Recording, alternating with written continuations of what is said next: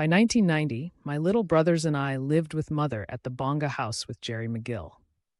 I quarreled with him, demanding that he had to move out of my dad's house. These demands were instigated by my uncles and aunts. My remarks motivated him to begin building a new house adjacent to Mother's boss's house. Thanks to the constant quarreling between he and me, we finally moved to his unfinished house. Mother worked at Plant International, a newly founded company. Her company took the responsibility of catering to the poor and orphans in Liberia. She liked her job, so she became a close friend to her new boss. I, too, became a close friend to her boss's son. Even though Sister Ko's death had taken its toll on her, she managed to persevere to support us. Jerry McGill and I could not see eye to eye. I wanted to live with my father. I couldn't see how Mother could have cared for another man and not our father. I felt everything we were told about our father was untrue. I began to give her all kinds of trouble by getting into fights in the neighborhood.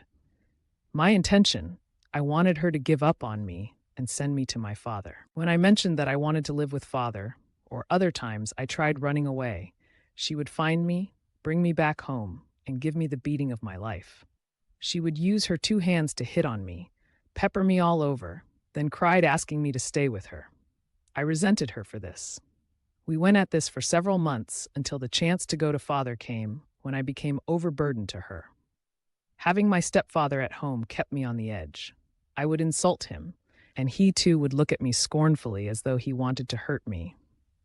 I was sure he hated me the most. He always called me all kinds of names. I hated him too, and didn't want anything to do with him or any decisions he made.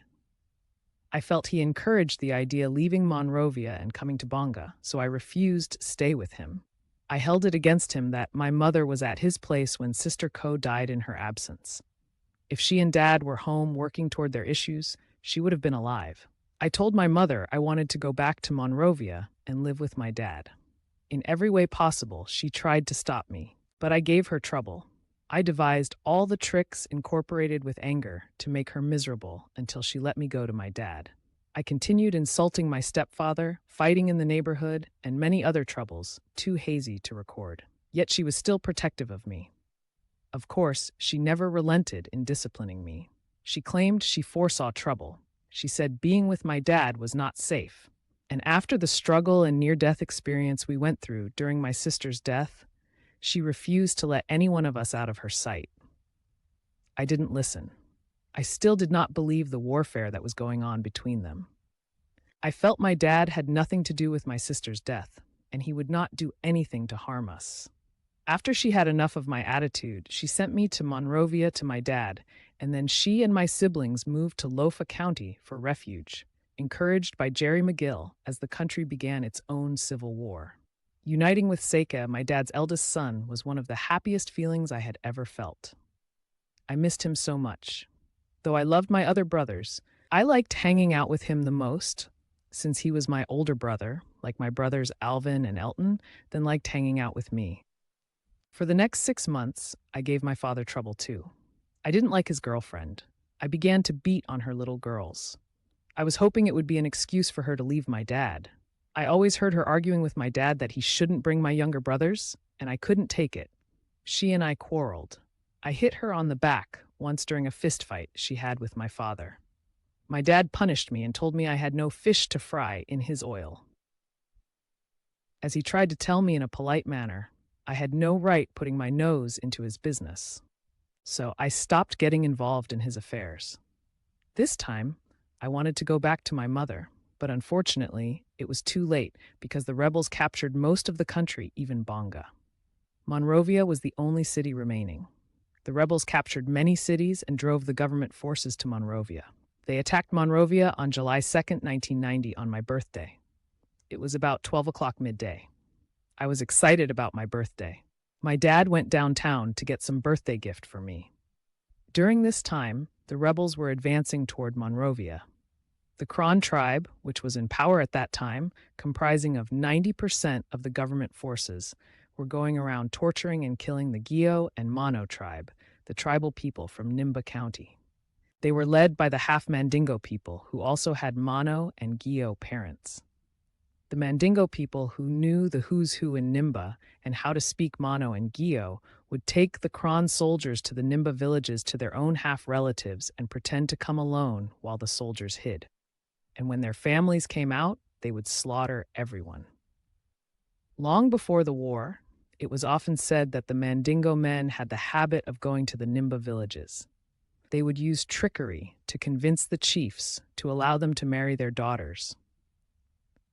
They would then take the chief's land under the impression that they wanted to build business for their new family, but would later divorce the chief's daughter and bring in dozens of their tribal women from Guinea and take over the lands.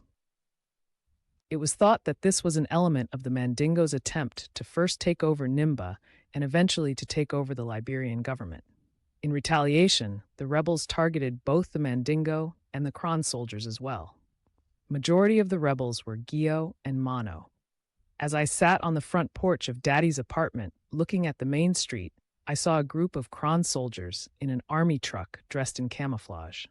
They were holding M16s, Tommy guns, and 50 caliber machine guns heading in high speed toward the entrance of the city, Pennsville Red Light. Suddenly, the army truck turned around in high-speed racing back toward the heart of the city, as though they were being chased.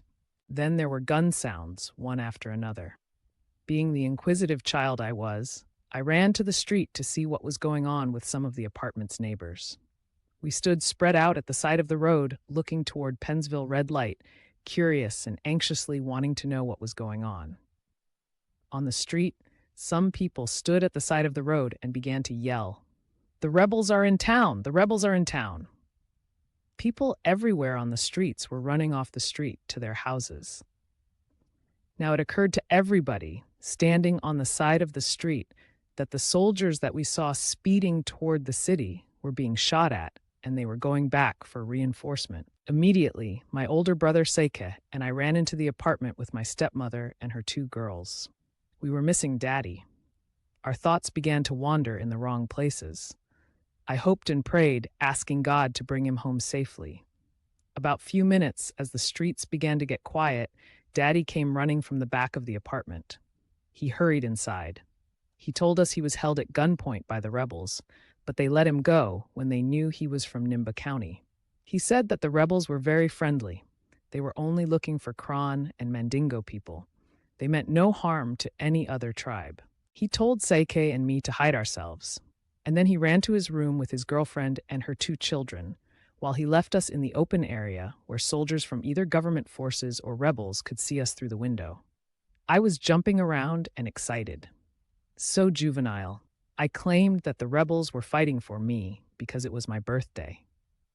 Technically, yeah, they were fighting on my behalf because I am from Nimba County, from the Mono tribe.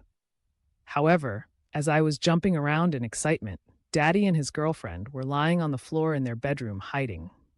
Seike and I were in the living room, looking through the window, watching the rebels and the government forces exchange fire. The bullet sounds were endless and painful to the ears. It felt like thunder, yet it did not bother me. When I heard a heavier gun sound, I would put my hands to my ears and resumed celebrating the honor of my birthday. As Seike laid on the floor flat on his belly, I stood erectly jumping, laughing, and watching the rebels shooting at the Kron soldiers. Seike would tell me to get down, but I resisted and continued my celebration. As I glued to the window screen spying through the curtains, a bullet hit the wall. It penetrated and dropped hot beside my waist. This kind of bullet during the war was called straight bullets. It killed many people in their homes while they were lying in bed, in the kitchen, or hiding in the corners of their houses. I took the bullet as a warning to cease my excitement. I found a hiding place immediately. I closed the curtain and took cover beside Seike. I was not afraid, but I quickly realized the reality of what was happening. I laid down flat on my stomach and began to thank God and asked him for guidance. We were fortunate to have enough food that could last us for months while we were trapped in the apartment for days. But there was no way we could cook any food at night. Nights were not appropriate time to cook because the smoke from the coal pot or steam from the food was visible to expose our hiding places. We stayed hiding for 3 days. The 4th day, There was a knock on our door. The firing had ceased, and the streets were calmer and quiet. We cooked jollof rice early that morning and reserved some. There weren't enough spoons, so we ate some with our hands. Seika complained that my hands were too big, that I took all the rice full into my palm. The rebels soon captured the area that we were staying. The Kron soldiers had retreated to the middle of the city. The rebels began to knock at every door in the neighborhood, searching for Kron soldiers and civilians. They killed every Kron soldier and Kron civilian, including the Mandingo they caught. They killed civilians who had the accent of the Kron or Mandingo tribe. They spread throughout the neighborhood, knocking on everybody's door. They were knocking hard on the doors while we were glued to our hiding places. The person at the door yelled violently, demanding that we open the door. As he spoke, Daddy glued to his corner even more in his room, refusing to come out. The individual at the door began to threaten to break the door down. Fortunately, Daddy's neighbor, Ko, a Gio girl from Nimba County, spoke in her native tongue, saying to the man at the door, "It's all Mono people in the apartment." He requested she open the door immediately for inspection. He asked about the number of people in the apartment. She told him it was 7 people, including her in the apartment, and everybody were Mono except for my stepmother, who was from the Kele tribe, Bong County. Fortunately, Ko and the rebel were from the same hometown, so they both spoke in their native tongue, Gio, and his violent tones softened. While Saike stayed glued to the floor, I started peering through the curtains again. As my eye zoomed in on the individual through the curtain, I saw a dark-skinned man with a red cloth tied around his head, an AK-47 lying across his chest loaded with ammo. He and Ko chatted for about 5 minutes, and then he left. I moved from the window to the door. Seike tried to pull me back down, but I resisted and moved to the back of the door. As I stood behind the door and listened to them chat, I heard him tell Ko that the government forces were coming with reinforcement, and they will not spare any Gio or Mono lives, like them who were not sparing the Kron soldiers, neither the Kron civilians nor Mandingo tribe. He strongly advised her we leave the area immediately and find a temporary place to stay until they could successfully assassinate President Doe. He said it would take them only 2 or 3 days to do it. He said they had the executive mansion surrounded and had captured major parts of the cities and army barracks. There were a few more barracks left for them to capture. He warned us to leave the area immediately and promised that we will be back home in a few more days. Then he left. Everybody else had gotten the same message. People everywhere in the apartment complex and around the neighborhood began to gather their belongings and embarked on a journey on foot to other parts of the cities, a journey to nowhere. Daddy was excited. Like everybody else in the apartment complex, we felt liberated from the hands of President Doe, who had been viciously killing Nimbalians. I had already been excited and honored from the beginning, so I continued to be excited. Immediately, Daddy told us to gather our belongings and go to our house in Pennsville 72nd, where Sister Ko passed. As I began to gather my clothing and other valuable things of mine, my stepmother told me to put my clothing down and take her children's clothing. She stuffed her 2 girls' clothing in a 100-pound rice bag with other items I was unaware of and demanded that I take the bag. I tried to refuse, but Daddy agreed that I put my suitcase down and take his girlfriend's children's clothing instead. He commented that we were coming back within the next couple of days. Therefore, it was not necessary that I bring my clothing with me. Angrily, I took the bag and laid it on the surface of my head. Seike, on the other hand, put Daddy's girlfriend Rose's suitcase on his head, and then Daddy took the remaining pot full of jollof rice and put it on his head. We then embarked on the journey to Pennsville on foot. Thousands of people were running and rushing with their belongings, with all kinds of luggage fleeing the city. The house in Pennsville was about a 15-minute walk away from Daddy's apartment. We took shortcuts behind Daddy's apartment and embarked on our journey to the house. We headed in the path of the Methodist Church, where Sister Ko's wake and funeral was held. Also, her grave was a 5-minute walking distance away from the church. At this time, Daddy, his girlfriend, and her 2 daughters, and Seike were speed walking.